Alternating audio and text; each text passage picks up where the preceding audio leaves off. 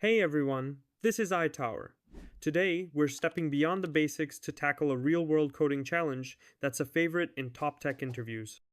In this video, we'll focus on one specific task that can significantly boost your code efficiency and performance. Before we jump in, please take a moment to hit that subscribe button and give this video a like. It really helps out the channel. Now, let's get right to our challenge. In this task, we're going to build a memoization function. Memoization is a powerful technique that caches the results of function calls. This means that when the same inputs are used again, we can immediately return the stored result instead of recalculating everything, saving both time and processing power.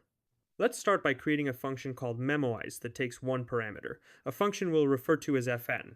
This fn is the function we want to optimize by caching its results.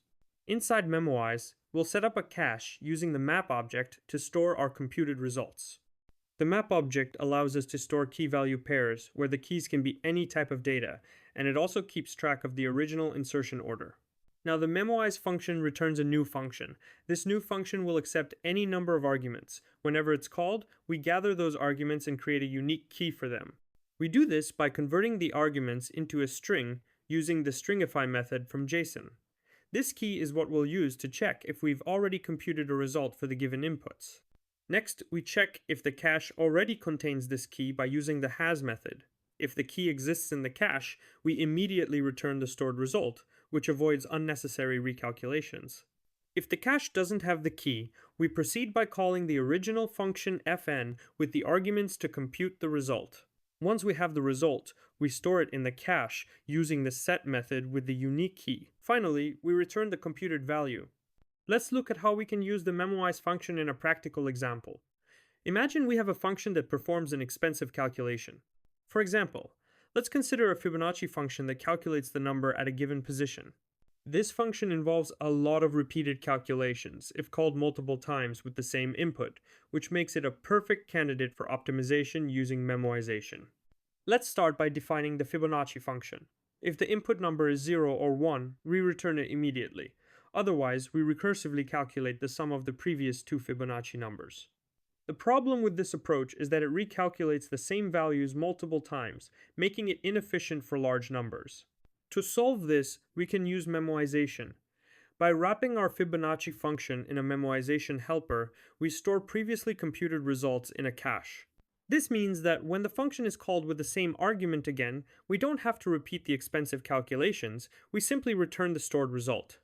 Now, let's test how much faster this makes our function. I'll use console time to measure the execution time. The first time we call memoized Fibonacci, the function has to compute everything from scratch, which takes noticeable time.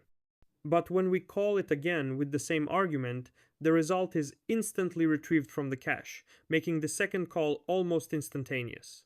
This optimization significantly improves performance, especially when dealing with large inputs or repeated function calls. The real-world value of memoization becomes clear here. It drastically reduces the time complexity of the Fibonacci function. Without memoization, the function has exponential time complexity because it recomputes Fibonacci numbers multiple times. With memoization, we store intermediate results, reducing the time complexity to linear. This provides a huge performance boost, especially in scenarios where the same function is called repeatedly with the same inputs. Memoization is extremely useful in real-world applications, particularly when dealing with complex calculations or recursive functions. It's great for optimizing API requests that return the same results for identical parameters or in dynamic programming algorithms that handle overlapping subproblems. By caching results and avoiding redundant computations, you save time and resources, making your code more efficient and improving overall performance. This is especially crucial in applications where performance matters, ensuring a smoother user experience.